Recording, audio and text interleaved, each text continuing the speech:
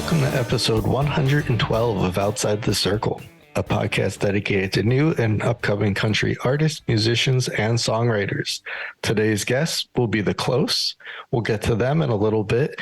But first, Brian, it is officially November 1st, our first Wednesday. Obviously, if you're listening to this, we went from Friday to a Wednesday release, and we'll do that going forward. But November 1st, happy 4-year anniversary to Outside the Circle.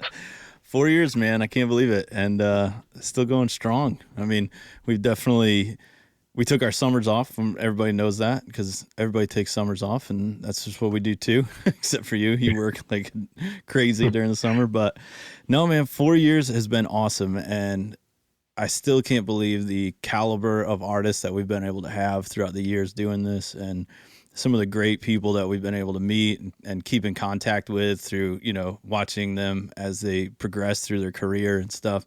It's been really, really fun.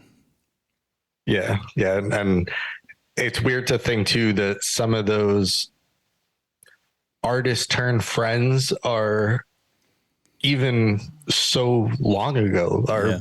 November of, 2019, and January of 2020, we had episode 5 with Dallas, and it just keeps going. It's crazy that was that long ago. And 4 years really flew by. And, if we didn't take our summers off, I'm sure we'd be pushing 200 right now, but we, quality over quantity. Yeah, man. That's, I live by that. And I think, the fans of our show have heard that probably in every episode. So. Yeah. And, episode 111 last week, you held down the fort there. I don't even know what happened. Obviously, if you listen to that, you did not hear me in the intros and outros. I had a little bit of a headache, went to bed, and never woke up until 6 hours later. So my bad on that. Thanks again for taking care of that. All good, man. The show goes on. That's the nice thing about having co-anchors or hosts here, is that we're able to feed off each other, and we continue to release great products. Yeah. So before we do jump into this interview, which ironically is one that you did yourself as well. This past weekend, I had the privilege of going out and seeing Cody Johnson out in Eastern PA over here. And man, we saw him we definitely saw him pre-COVID, probably 2018, 2019. And seeing him in such a tiny little room at Starland Ballroom, and then now he's headlining arenas, and wow, what a show. I mean, it's Cody Johnson, not much we could say, but he phenomenal show, and definitely the best show I think I've seen ever. Yeah, no, I could only imagine. It's been a minute since I've actually gone to a live show, but Cody is still one of my all-time favorites. I mean, that show that we saw together at Starland was, by far one of my most favorite shows I've ever watched. And he's so good on stage. He's so comfortable there. And I don't know if I've ever seen another artist that can control an audience like that, to, pin drops to, outright, screaming and hollering. I think it's amazing what he can do. Yeah. And I kind of started mentioning before we jumped on, but I wanted to touch in the episode about some of the things that he, I guess, is known for now. It's no stranger that he's got his few speeches he gives throughout his sets. And it was really cool watching.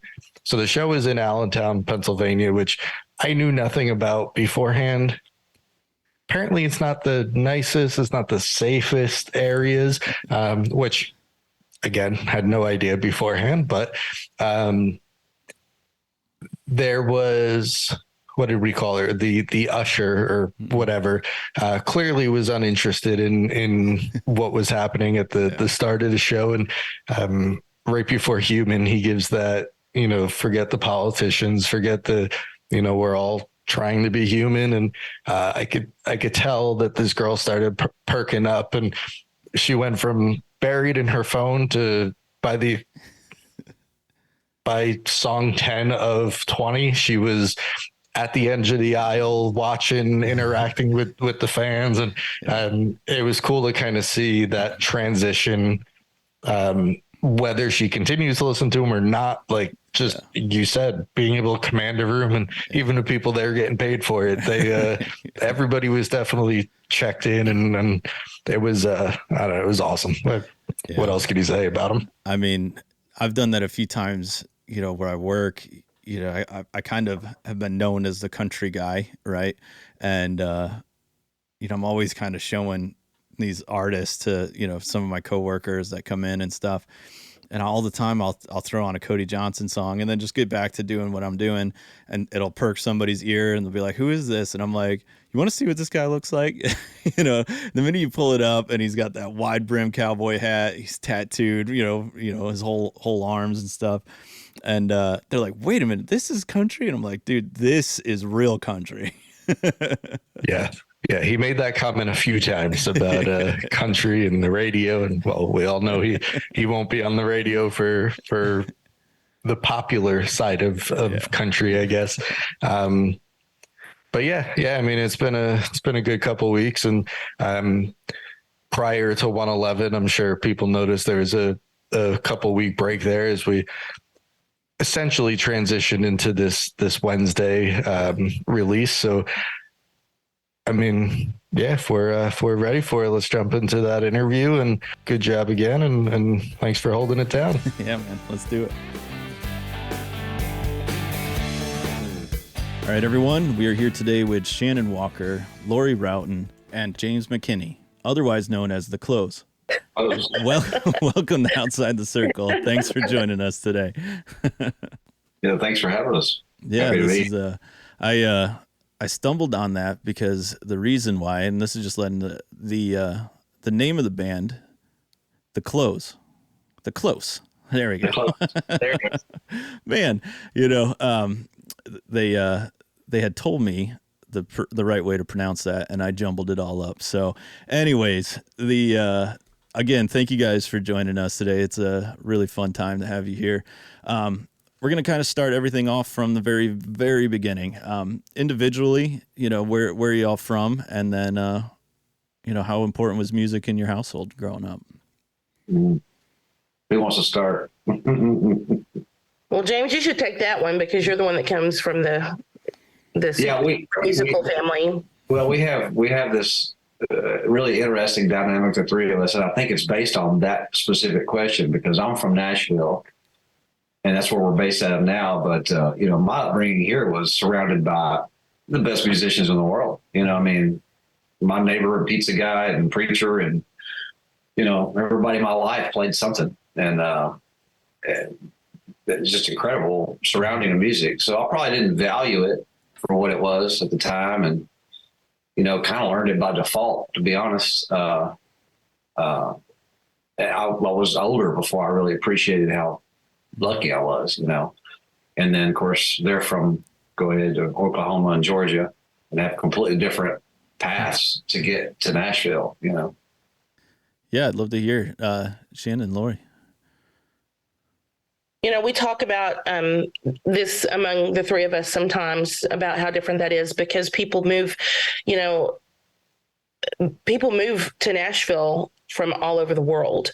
And, sometimes, because Shannon and I both moved here. Of course, we're songwriters, and I think that Nashville is kind of the place that songwriters tend to move. And, Shannon and I moved our whole lives here, for music, and James already lived here. And so I think it's a, strange thing for him to grasp because he, like I said, he grew up here. But I didn't know anything about Nashville. I was in college, and it was a audio business class. I was at the Art Institute of Dallas, and I was there for music video business and production. And I was young. I was 20, 21, and my audio teacher started talking about Nashville. And he was like, "Yeah, he was telling whatever lesson." He said, "Yeah, everybody who's anybody, I guess Nashville's the place now." And I thought, really? And but I started listening to him, and I thought, once I heard that, I started hearing it everywhere. Everywhere I turned, moved to Nashville, from Nashville, recorded this in Nashville. We wrote this in Nashville, and this was, I was getting ready to graduate. And, I literally had $250 in my car. And there was an ad in the paper with this, girl that I knew. I didn't really know a whole lot about her, but I knew she was a great singer. And she was looking for a roommate to move to Nashville. And so I answered it. I was like, you know what? I guess I'm going too. And here I am. That's awesome. And Yeah. Shannon? Yeah. Well, I guess so. My journey here was, well, living in Georgia, I was trying quite a few different things. I'd always been singing, right? Just not doing it professionally, but I had always been kind of singing. And I had a really good friend of mine, and he would talk about, because I was always talking about going to Nashville. I was like, I would love to go there. I don't know if I want to perform yet, because I performed everywhere just at the house, in front of my friends, aggravating them to death. You were in your band too. You had your band as well. Oh my gosh. You want me to bring up that band? So yeah, we had a high school band just right out of high school. So we did that. And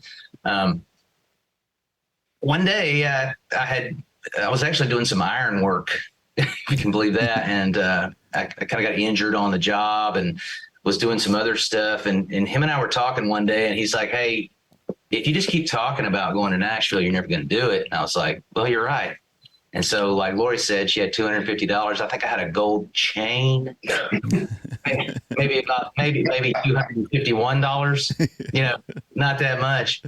And I just came here. I came up a couple of weeks early and got a job waiting tables, which I had never done before. I mean, come on, I was doing iron work to wait tables.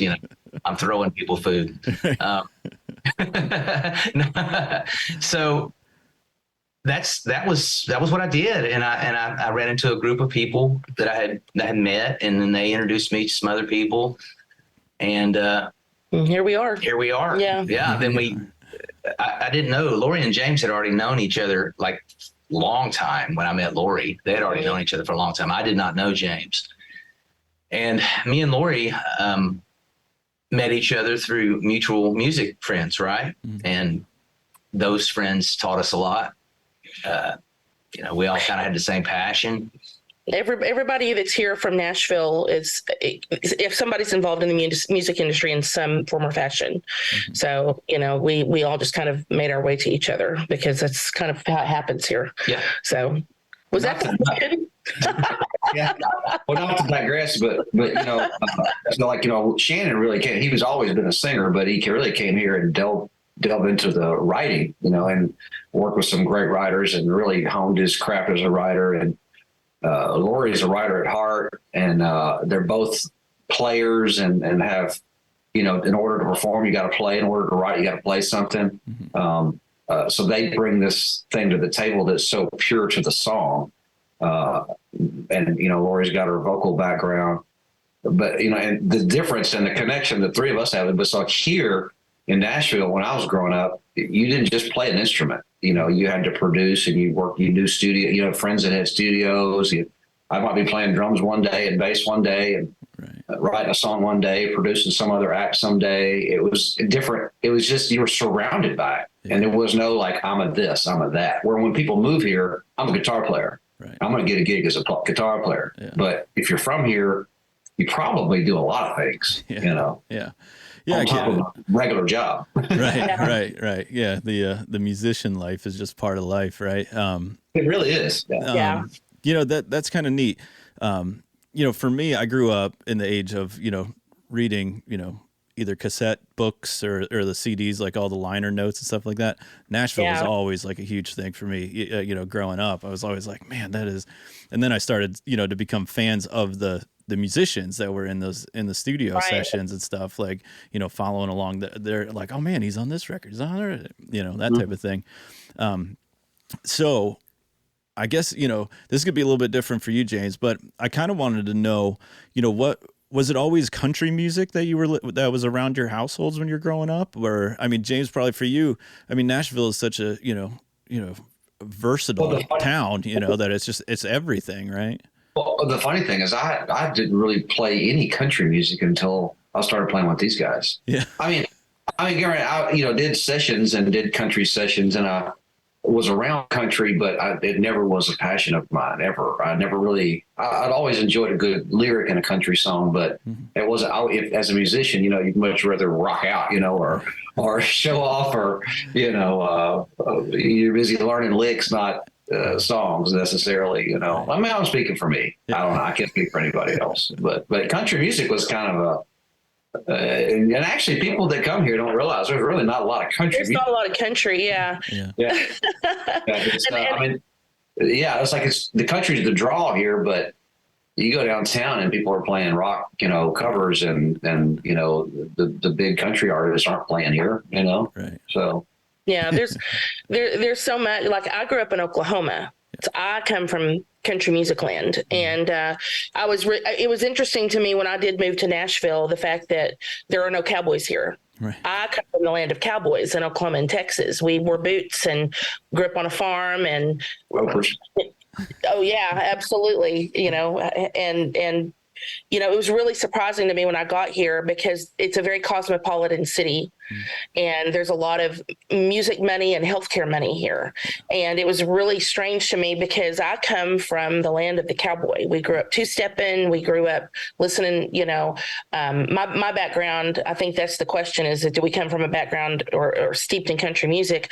And I do. I come from, a lot of, traditional, George Strait and Alan Jackson and Vince Gill and, Brooks and Dunn. And I'm from Reba McEntire's hometown, that kind of thing. But, I also grew up with a cappella background, and I listened to a lot of a cappella music. And I'm Native American, Choctaw Indian, and my church that I grew up going to preached and sang in Choctaw.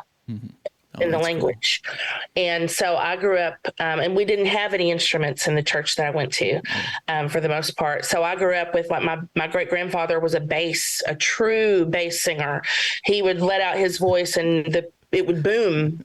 And my mother was an alto, and my grandmother was an alto, and my other grandmother was an alto.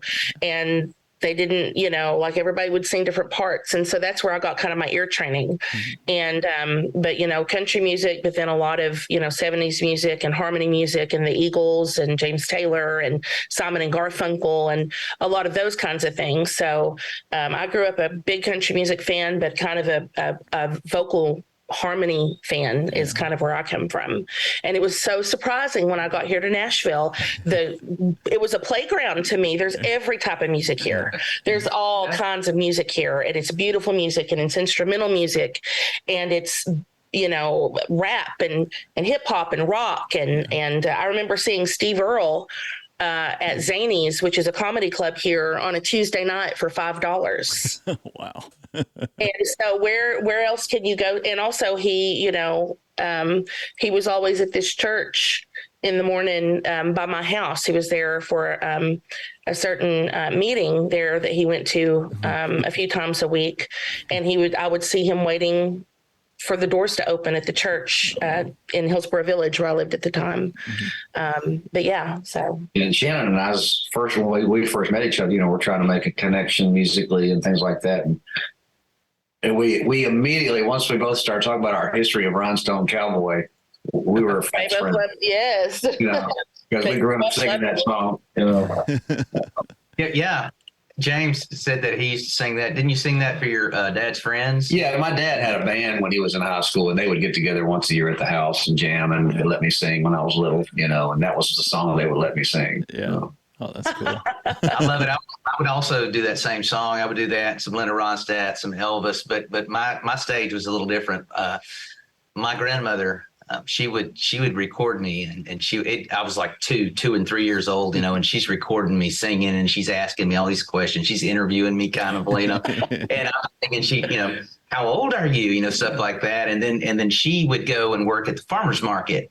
A few days a week, and guess who she took to the farmer's market? Was me. So I'm standing there just singing and doing all this stuff, and people come up buying peaches and tomatoes, and it was crazy. I love singing a little Hound Dog by Elvis, I guess. Oh yeah.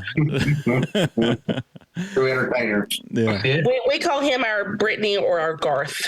Here we It's go. what we call Shannon, because we can picture him one day flying through the air, in a harness. Yeah, look at me.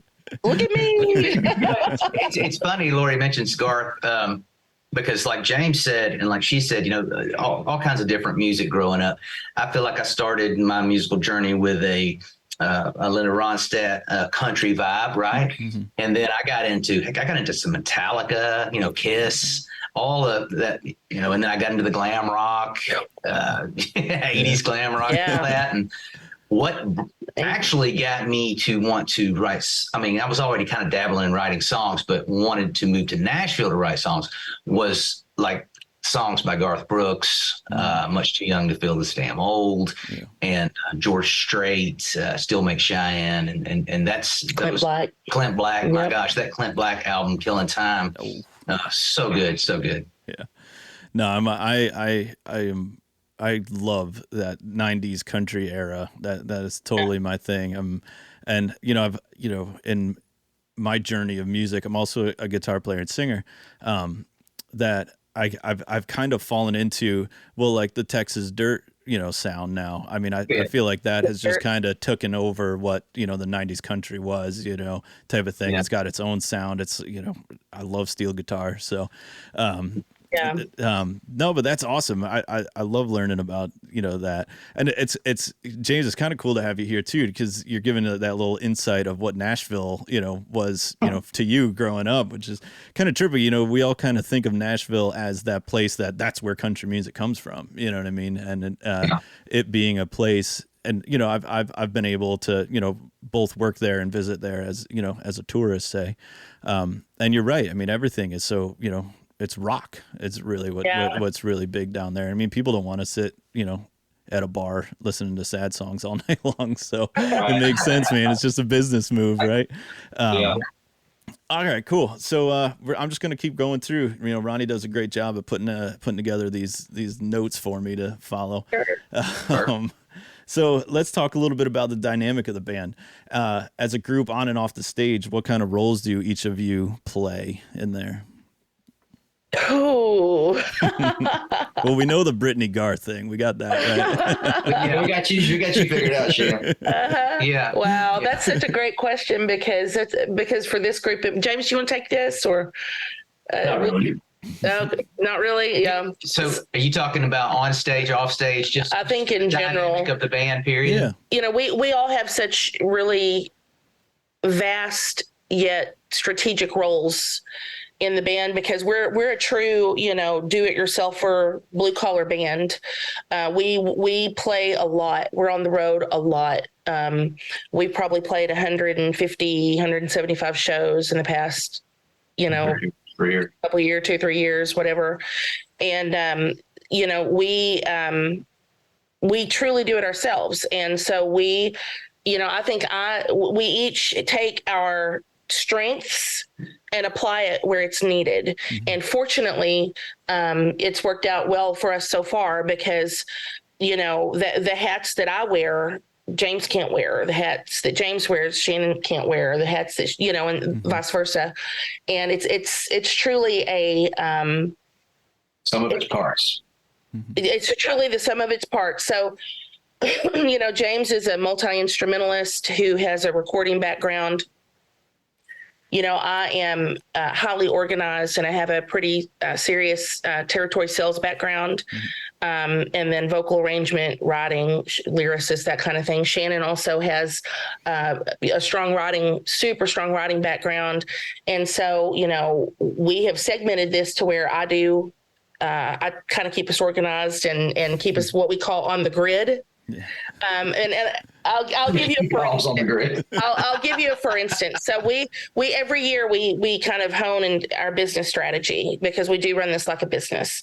And so, for instance, James advances the shows. I do the majority of the booking. Shannon, keeps our logs and make sure, our deposits and merchandise, and he logs that. And there's we've got website, we've got marketing, we've got social media, we've got production, we've got recording. And so, for instance, we kind of work like a very well-oiled corporation. Yeah. So, for instance, we've got to write new music as well, but we're on the road all the time. So if we're not advancing shows and traveling or working, whatever, we've still got to write. So I make sure that we do 4 writing weekends per year. Every quarter, doesn't matter. We stop what we're doing. We go away. We have been to families' lake houses. We have been to Airbnbs. And that's just what we do. And I crack the whip and I stay honest and say, okay, we haven't had our writers weekend this quarter. And so, that's kind of the role I play. So I guess we're juggling so many things, but we are very strategically segmented and use our strengths, to do what we need to do. Does that answer your question? Yeah, it's fascinating too, how we all really have different communication styles and thought patterns, and because we're so close, which is kind of where the name came from, but because we're so close, we're able to maneuver through those and find the best solution for the band all the time. It's not always about us. It always starts with us. And because of our relationship, it ends with the band benefiting regardless of whether we do or not. And I think that's really our strength, musically and business. Yeah. Well, because, Brian, we've also got a 6-piece and sometimes 7-piece band that, when the album comes out, it's a full album. And so we're going to be touring a lot with it. And we don't, we play certain gigs. Every gig that we play has a reason behind it. We don't just play somewhere to play somewhere. And, we're constantly talking and refining, okay, guys, we're going to do a Texas run this year, which we did. There was a reason for that. Okay, we're going to play this festival instead of that festival. And there's a reason behind it. And so we're constantly meeting and deciding what's best for us and what kind of meets our business plan for the year. I know that's not, kind of glamorous or but that's kind of how we roll. We're always just redefining and making sure that we stay on point. I joke, but we're kind of like the racehorses with the blinders on, and all we can see is that, the end. All we can see is the finish line. So we just keep our heads down. Yeah. But what's interesting, I don't want to interject too much, but there's not really an end game. That's what's interesting, is we're busy as beavers and we have all these plans, but I think we already feel successful. We're the way we function, and things happen to us that we're like, can you believe that happened? That was amazing. And we're able to enjoy it and not.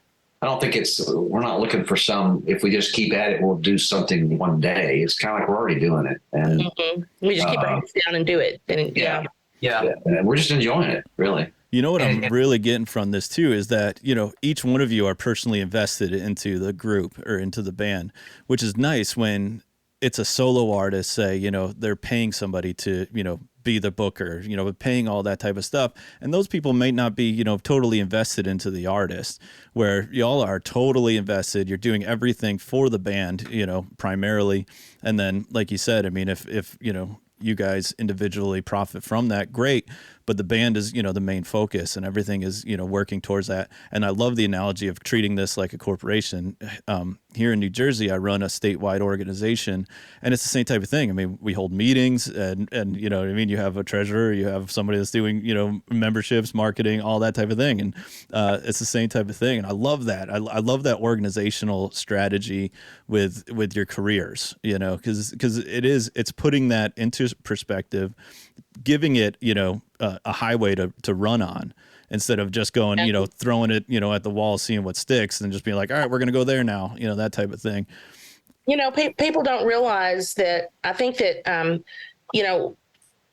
in the music industry, it's one of, very few industries where you're expected to be everything to everybody all the time. You have to be, number one, a talent. You have to be able to sing, write, and play. You have to be able to perform. You have to be, but they expect you to be a marketer and a social media expert and, a designer, for your merchandise and all these different things. And we just decided we're just going to do what we can until we can't do it anymore. And we just hit a kind of a Landmark, a couple of them, one was with PR. We've actually added, had to. We add things as we have to. And one thing was PR. We got to the point to where we were like, okay, we can no longer. We've taken it as far as we can go. It's time to get somebody else involved. And so we evolved that way. Booking is evolving that way. At some point we're going to have to turn the reins over to management. We're not ready to do that yet, but. And recording and graphics, and video production, and, Yes. So yeah, because I mean, if we play 3 gigs in back to back to back, or 4 gigs back to back to back each day, that's 4 videos. Right. People have to take and selling merch and all of it. Yeah. Send it to James. James is he puts our videos and stuff together, and it's just a lot to do. Yeah. So we keep kind of climbing that. It's kind of almost like a step ladder. We just get to one rung and we see where we are. And we're like, okay, what's the next one? Okay, what do we need for the next one? And it's just a culmination of those things. And we evaluate as we go. And that's exactly how we work. So I don't know we've ever been asked that. I love that too, because it's like you're just growing the team as you go. You know what I mean? As you guys continue to grow as a group, that team needs to get bigger, and you find those those groups and that personnel that blend with you, and that somebody that you can trust, which can be a hard thing. I mean, I can imagine, especially in a major business town like Nashville and stuff like that. So it's always we've been a trio since 2018, and just adding band members, was a huge step. You've got to find the right person that's in the right place in their life. You got to find the right person that understands what you're trying to do. Yeah.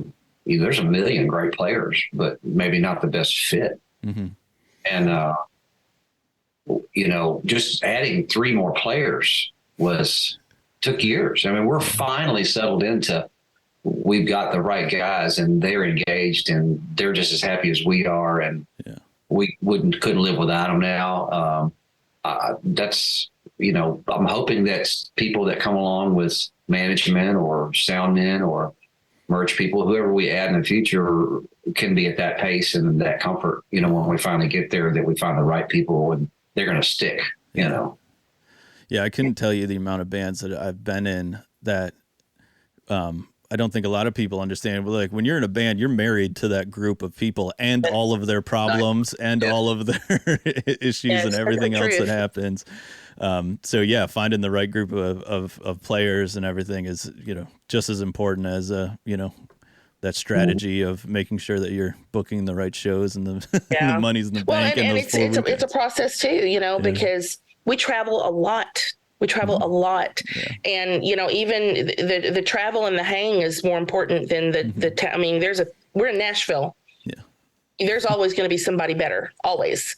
And so we've, but finding the right person to travel with and to really spend time with and to break bread with and to, be in close quarters with, that's more important than anything else. Than the hour or 2 hours you're on stage. It's midnight and you're hitting the hotel. It's like we want someone that understands when you need your private time or rest or But the first few years of our almost like if we had a business card with a motto on it, it's always been. Lori said this in a ton of other interviews and questions. Is our answer has been, well, we play the music we love with the people we love. Yeah, and that. If we focus on that, then the rest of it will work out. And so all of our band members are people we've known. At least I've known my whole life. I knew the drummer when he was 16 years old. I knew the guitar player. I played in the band with the guitar player when I was 18. Right. Mm-hmm.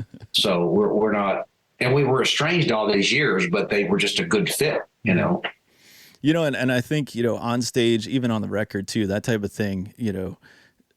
Transposes onto the listener's ears. When you can see people that really blend together with their musicians and the vocals all kind of fit together, there's no amount of mixing that can fix someone like bad attitudes. You know what I mean? That's well, we were playing a show in Shelbyville the other day. James, do you remember what I'm talking about? And the sound guy paid us a super huge compliment because this is a place that we've started playing more often. Wonderful place. And he complimented us on the ease of mixing us because he said, Do you It's know so nice. He said it was so nice that you guys don't play over each other. Yeah. Like it just kind of mixed how y'all itself. work well together and that you're not competing with each other. Yeah. And he talked about how, so usually with bands, they're trying to get their licks in and trying to get that. And he goes, y'all are more like kind of like a family band almost. Cause y'all don't play over each other. Anyway, it was a wonderful compliment. And I think that is a testament to who's actually in our band together. So anyway. Yeah. My day job is, I'm an audio engineer, so I do a lot of live sound for a lot of stuff. And, that's one of the hardest things is, when you see, that guitar player just keeps turning up his amp, you know what I mean? It's like, man, you're just blowing out everybody, We see you, Bob. We see you. We see you. Awesome. We're gonna kind of go forward a little more. I'd love to dive into the songwriting. Each one of you have kind of talked about each one of your songwriting prowesses. How does that work for the three of you? Do you kind of all just, pitch in little here and there, or just, is it, I got a song, here's some music, that type of thing? It's, if y'all don't mind me taking this, we're all three songwriters, and I think James doesn't like to call himself a songwriter, but he is, as much as he doesn't want to admit it. But we're a really interesting dynamic because I've never been huge on co-writing. That's something that I have learned to like the older I've gotten. I've always been kind of a solo songwriter, but I've learned to like it. So I write by myself, Shannon writes by himself, James writes by himself, me and Shannon write together, me and James write together, they write together, we write together as a trio. We bring Shannon is really our whip cracker on the writing, because Shannon is writing from the time he wakes up in the morning until the time he goes to bed.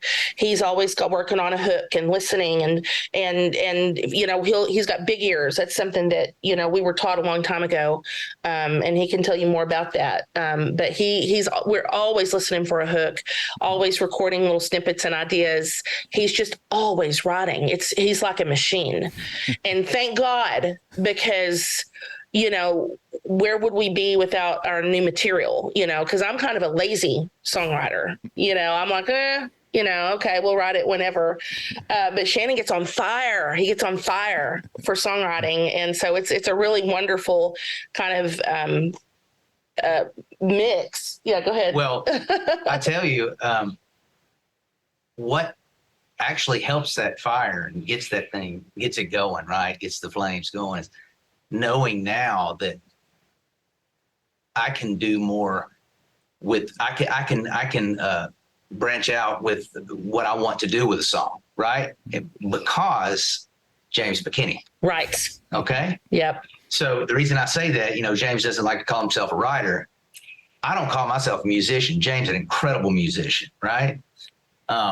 He brings these things to life. And I can get a beat in my head, and if I can't figure it out, I know that James can. Mm-hmm. And so it actually helps to expand where I want to go with the song. And it's really good. And I was very thankful for it. It's like when me and Lori, we never really wrote together. I would write, she would write, but till about 2015, probably. Yeah. Something like that. But Lori was the bridge. She could write a bridge in a song like that. She can walk in from the bathroom with a song she's never even heard. You sing her the song once, she goes, "It needs a bridge," and write one in 3 seconds. Brian, it's because I'm a lazy songwriter. I just want it done. Just want it done. Oh, I love that. I love that. Well, I'd love at this point to listen to something, right? So can one of y'all just introduce the song we're going to play for our guests here? So, James. Knock it out, James. What? No, go ahead, Lori. You're the one with the history. Okay. Well, this song is something that, gosh, it's such a long time coming. I want to just add this. This is the beginning. This is the most important part to me, which is that this is actually the first song we wrote as a trio. Yep. Yes. We played together and whatnot, but as we went to our very first writers retreat, this was the result of our very first writers retreat where we all wrote together. Yep. We've written multiple since then, but this was the first. Yep. And that's not why it's the single, but it is interesting how it. Yeah. She can tell you the story how the song. Yeah, it is. And, so this song is a long time coming because Shannon actually years ago had this kind of earworm chorus that he kept, this melody that he had, and he kept wanting to write it with me. He was saving it to write it with me for whatever reason. And I kept putting him off, saying, not feeling it, not the right time, because that, again, that's kind of my MO. I have to really be inspired and ready to write. I just don't say, okay, let's sit down and hammer this out. And, something was just not right for me. And I don't know if it was in the melody or something, because he had the pretty much the first part of the chorus and the melody already down that he was just doing over and over. And there was something about the melody that I just was like, just not there yet. I just walked through the house singing it, and I'd look at her and she's like, not yet. And that was what, 2019, something. Yeah, it was a long time ago. And sorry. 2017. Yeah, it was a long time. And so we were on this writer's retreat, and for whatever reason, we brought a keyboard with us because James is an amazing piano player. And so we had our guitars and our keyboard, and that's it. And so I was like, when I was about 11 or 12 years old, I taught myself how to play piano, and I played this song that I made up, and that's all I played for years. Like, that's how I learned how to play. And it was that bass line and like a little, like the melody. And I sat down and I was playing it on piano, and James picked up the guitar and started playing it on guitar. And I just went, oh my gosh, Shannon, come here. And he came in. I said, okay, watch his face, James. And I said, play that. And he started playing it. And I just started singing that chorus. And I was like, it's time. And he was like, it's time. I was like, it's time. And so we wrote that thing in a few hours. Oh, nice. And so we had fun writing it because the theme of it, we don't like to tell people kind of what it's about. We like people to take that for themselves, but it was just perfect. It was like a song that would not stop until we wrote it. And so it was really inspirational too, because I had been holding on to that melody and had never written anything with it since I was 11 or 12 years old. Yeah. And so it's just, I kind of think of it as the song that demanded to be heard. So anyway, that's probably too much. No, you're good. So our single that we wrote on our first writer's retreat, Coming to Break Your Heart.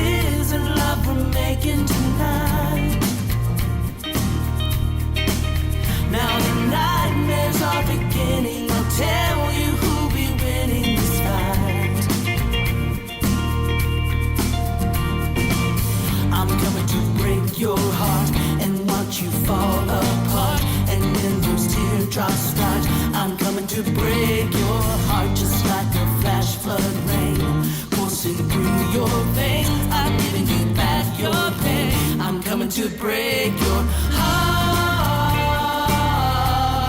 Oh, no.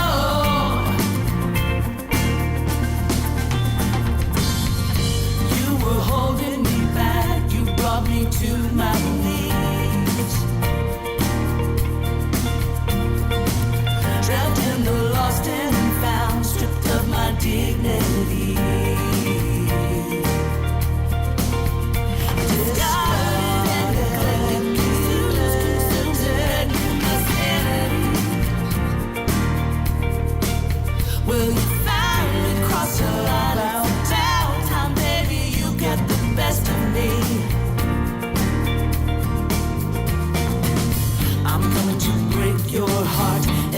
You fall apart, and when those teardrops start, I'm coming to break your heart, just like the flash flood rain coursing through your veins. I'm giving you back your pain. I'm coming to break your heart. Oh, no. I'm coming to break your heart. Oh, no.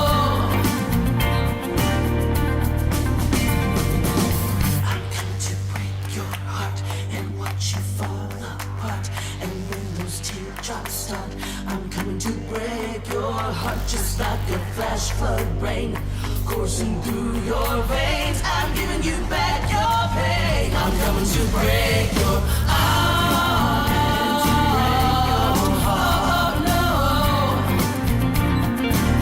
I'm coming to break your heart.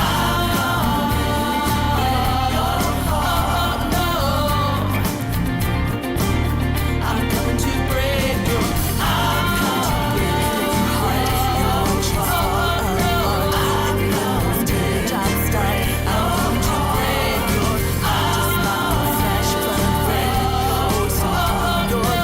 I'm giving you back your pain.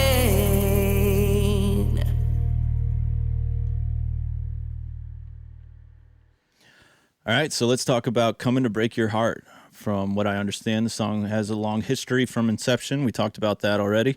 What I really dug about this song, like I said, I'm a guitar player and, you know, audio engineer, so my ears kind of hear things in a different way than the average fan, I would say. But the opening acoustic guitar and an electric guitar playing back, that was awesome.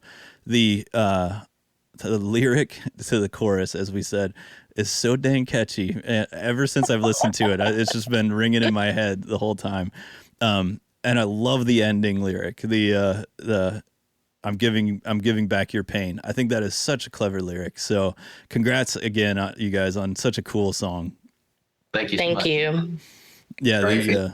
I love that this was, we talked about it from the beginning there, that this was one of your first songs that you guys got down and wrote together. What was it that made you want to release this as your single? It wasn't going to be originally. I don't know. I think it's because, I mean, Court, I don't know if you've heard the rest of the record because it doesn't come out till the 27th. But, you know, we did a trio.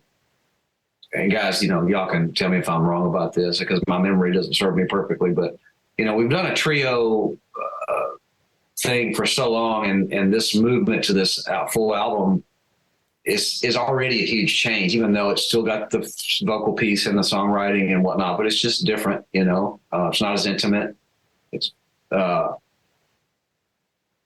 I think those songs on that album are different from one another and different. They're all so different, but this one seems to be the most different. This one seems to be the most, you know, I don't know. Remember when Coldplay came out? I was like, what's that sound? Remember when Radiohead came out? Like, what's that sound? Yeah. I feel like this song potentially could be like, what's that sound? You know, maybe I'm pretentious. I don't know, but it just doesn't sound like anything else I've ever heard. Yeah, and it doesn't pigeonhole us. And that's something that was important because you could take any other song on the album and want to pigeonhole us. And we were like, you know, we've got to, we're transitioning now from, you know, our acoustic trio with our percussion and everything to our full band.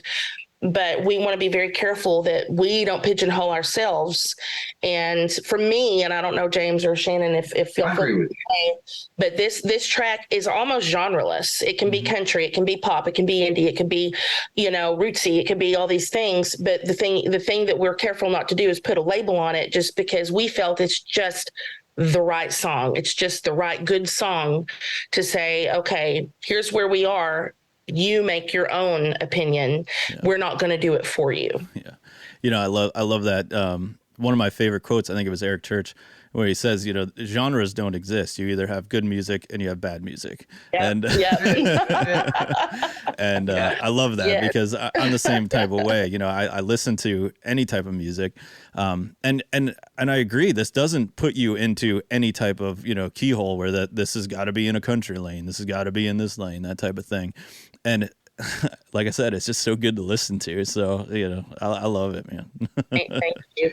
Well, because, you know, we also struggled with where to put everything on the album because we did this. We actually made an album. Most people just release a few singles now or whatever. And we did a whole 10-song album, and we did labor over which order we wanted it to be in because we want the listener to listen from start to finish because it really takes you on a journey. And we felt like Coming to Break, it's the first song on the record.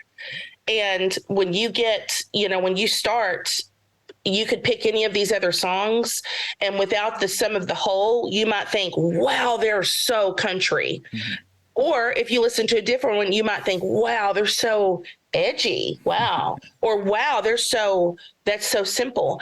If you listen to it all, though, you'll understand that, wow, they just love to write. Yeah. And do right by the song. And so we wanted to make sure that, we start out with Coming to Break and end with our song, You Can't See Me. And, by the time you get there, you've experienced a really good blend. Yeah. Yeah. Of who we are as writers, instrumentalists, singers, and arrangers. And it's hard to do that by just picking one track. And so it was tough, but I think we made the right decision. We'll see, but I think that we did. You'll see in the record what each, like if you were listening to it now after talking with us, Brian, you would understand, like getting to know us, who brought what to these songs. To the table. Yeah. Individually, we have different things that we bring musically, as far as what it might be. My background that I brought may be more the country background, right? James has got more of his background. They go, what'd you call it that you bring in there, James? I always label it for you, and I don't like it. Well, I don't know that I'm a style. I think I'm just production sensitive. I don't really care what it is, I don't care about the sonic palette of it. And all I'll ever say is James has got the rock and cool beats, right? He brings that rock, and Lori brings a sense of. Go ahead. Well, I was just going to say, I love how, we've got a song in there called Lullaby that's, such a cool track. It would never be that track if it didn't have James's groove on it. Yeah. That groove he came up with. And then, I go from country to folky to rocky to whatever. I'm, genreless kind of, or too many of them. But if it weren't for James's touch that he brings to every single track, they just wouldn't be the same. And that's why I love that we write together now, because you get a mix of all of us. And that's something that's super exciting about this album, is that I can hear it. If you knew us, if you don't know us, you're getting the whole thing. But I love listening to each track now and picking little things out. So yeah, it's cool. Mm-hmm. Well, I'm excited for this album. That album being Orbit, due out end of October, right? And so I'm really excited for that. I also truly applaud you all for releasing an album, right? That's like almost a lost art anymore, where we just get singled to death anymore.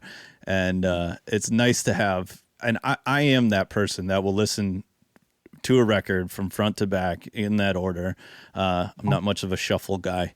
And so again, I really applaud you for creating that. I can't wait to hear it. Anything else that you want to hit on the album? I don't know. I'm excited about every single coming out. Me too. Orbit, Hello Heart's on there. Hello Heart was our original EP that kind of carried us thus far. Yeah. And when, of course, we tracked it with the full production, and it's, I'm just as excited about that one as I was the first one. Me too. There's just some really cool songs on this I can't wait for people to hear. Interestingly enough, we cut, because of COVID, we took on the idea to cut 20 songs. Because, we're not short of songs, and we thought, well, why don't we just do a 20-song record, a double album, and do it on vinyl? And, what else are we going to do? We're sitting at home, Right. Can't play a show. Everybody's lost their job, So I'm actually thankful. I'm actually thankful that we come to these 10 and I just can't wait. No, it's burning inside of us, I think, for it to get out. We've been sitting on it for so long. Yeah. To release it. So. Well, and we didn't hurry with it either. And I know that you just said that, but what I mean by that is we really did what's right by each song. Mm-hmm. And, that to me, what makes it really special, just for me, is that every song is exactly what we wanted.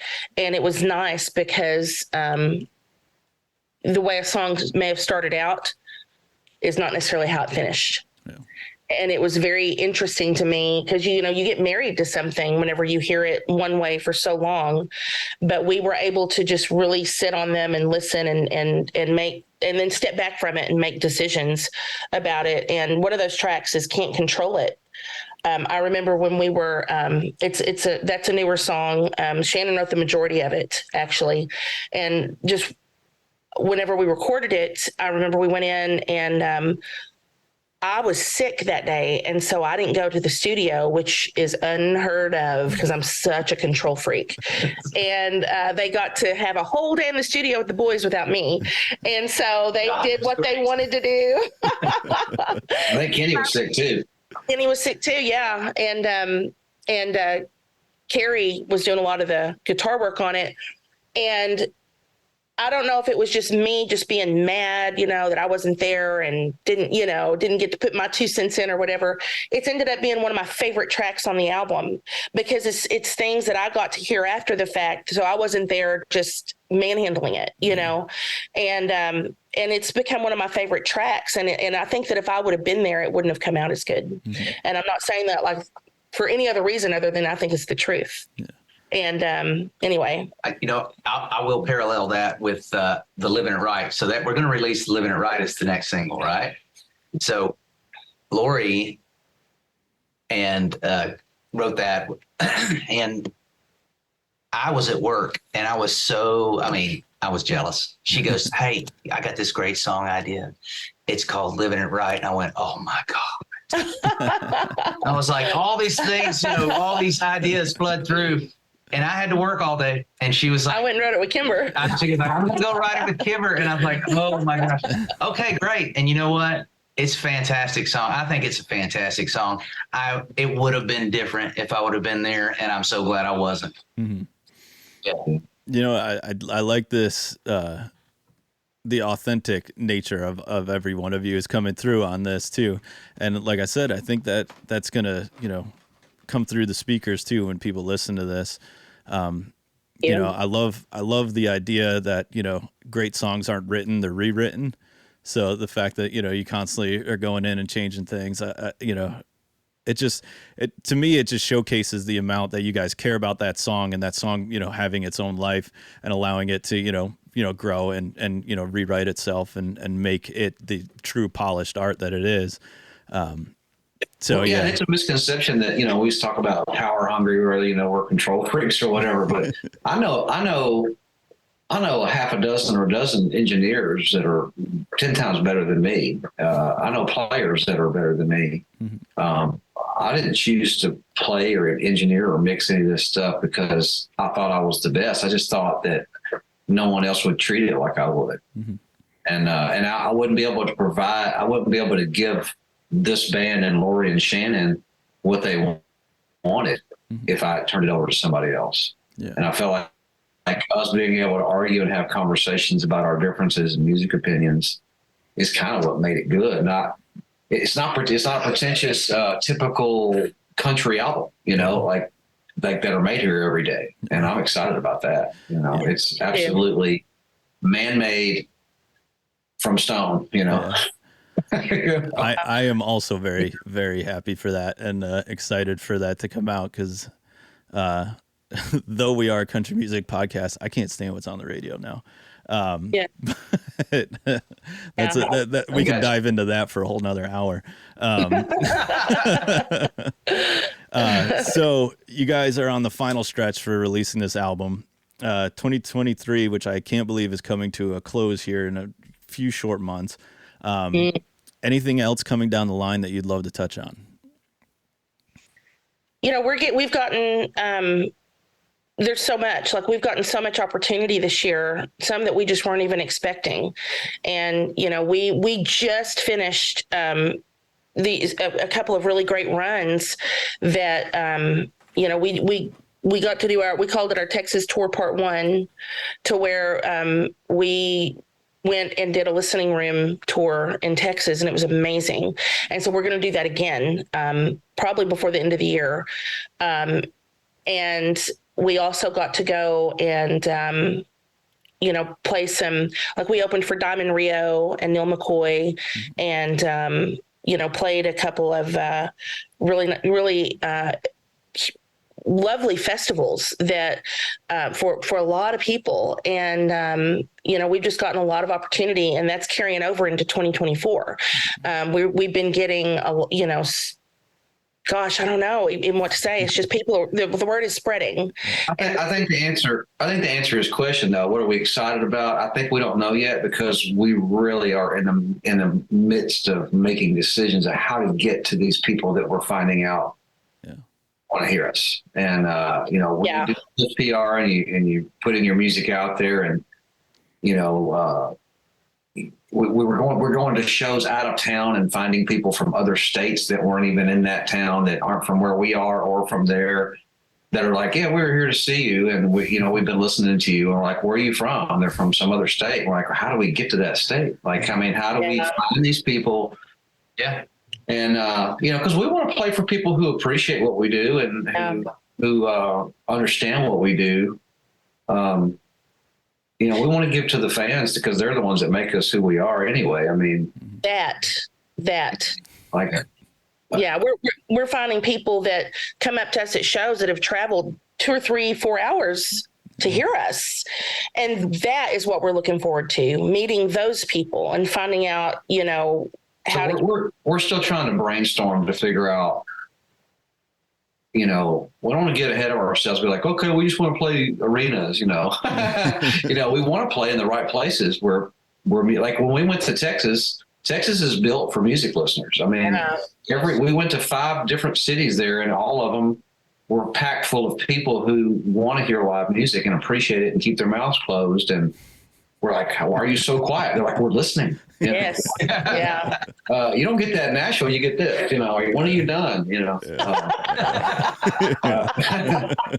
And then different places are different. So, we're excited about continuing to find our audience. Yes. Because this year we have really gotten to see the culmination and the product of our really hard work for the last 4 or 5 years in getting on different stages and bigger stages and playing with bigger acts and that kind of thing. But it's really not about that. It's about we're finding our audience and they're finding us. And it's always it's just such a treasure whenever those people come out, and they're coming and they're telling us, and we're getting this feedback, and so that's what we're looking forward to. So it's not really an album or a particular show or a particular and Shannon writing some more songs and him keeping us busy cracking the whip on us to write some songs. But okay, so I'm excited to do that, because I've got a few already in the can and ready to go. Right? Yeah, I could imagine. Each one of these, I'm super excited about the album, because each one of these songs, we're talking about these people that want to hear us, right? These fans that want to get to know us. Well, each one of these songs has a little bit of our personality in them, each and every one of them, right? So just by listening to that, you're going to get to know us a little bit. And then guess what? We want to talk to you afterwards.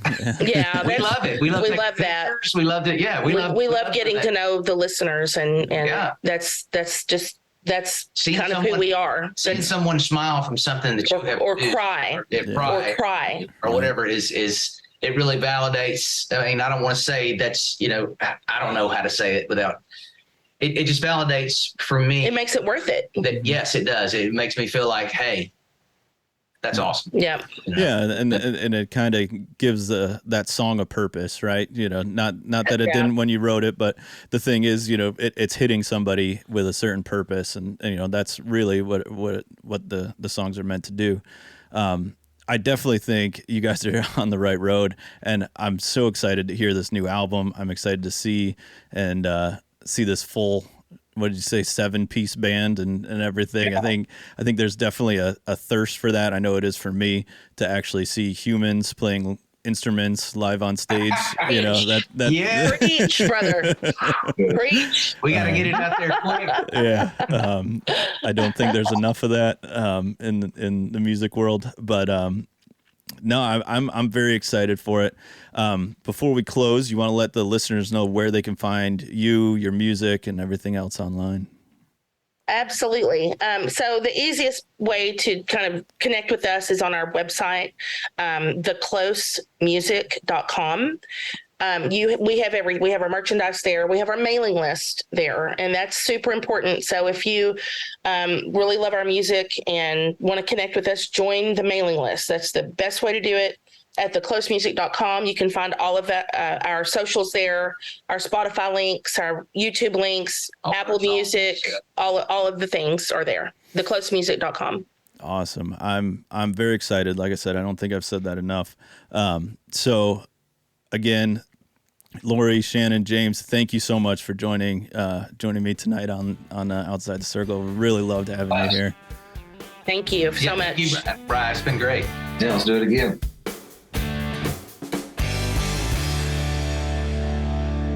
All right, so that was our interview with The Close, and Brian, once again, good job knocking that out, and great story between the three of them there, and what brought them together, and eventually forming the band here, and yeah, it was a lot of fun to listen back to, and yeah, man, that was I really liked chatting with them three, and it was funny. Before we started the interview, I was all ready. I had all their names. I was ready to go. And they were like, but do you know how to say our band name? And I was like, The Close. And they're like, The Close. And I was like, what? And so it totally threw me for a second. And then by the time it was my turn to actually introduce them onto the show, oh my God, did I stumble upon that? I don't know how many times. And hopefully nobody noticed it because I'm really good at audio editing that you didn't notice it. But man, it took me a second to finally nail it. But nevertheless, yeah, they were super fun. And, I probably could have sat there and chatted with James for a while, talking shop about, engineering and producing and doing that whole thing. But again, I mean, between Lori and Shannon, it was so cool, one, to hear Lori talk about, the native background that she has, and then Shannon with he's basically an encyclopedia for songs, that type of thing, and James with how smart he is in producing the songs and kind of bringing them to life. So really cool dynamic that the three of them had, and yeah, I'm such a fan. yeah, I always like talking. It's obviously easier to prepare and talk to these quote unquote solo artists, but the band dynamic is always something that really interests me. I guess not being ever a frontman myself, that is not in my repertoire. So I like the dynamic of bands, and hearing their individual stories and how they eventually led them to Nashville, and James being in Nashville and getting eventually forming the band. And it was such a cool thing. And since you spoke to them for the interview, they have officially released their debut album, Orbit. So for everyone listening, make sure to go back and check out the album, because it is damn good. Yeah. No, I definitely implore a lot of people to go check that out. I think they'll be really surprised. I mean, their harmonies are so good. They blend so nicely together. So definitely check it out. Definitely want to thank The Close for coming on Outside the Circle. Be sure to follow them on all of their social media music listening platforms. We'll leave you today with a track from The Close, Living It Right.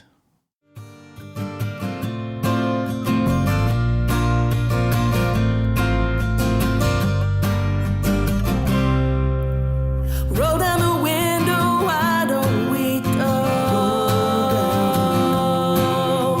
Roll down the window, why don't we go? I can feel my hands, I see my feet. It's like they don't belong to me. Look in the river, there I see an empty shell where I should be. Roll down the window, why don't we go? I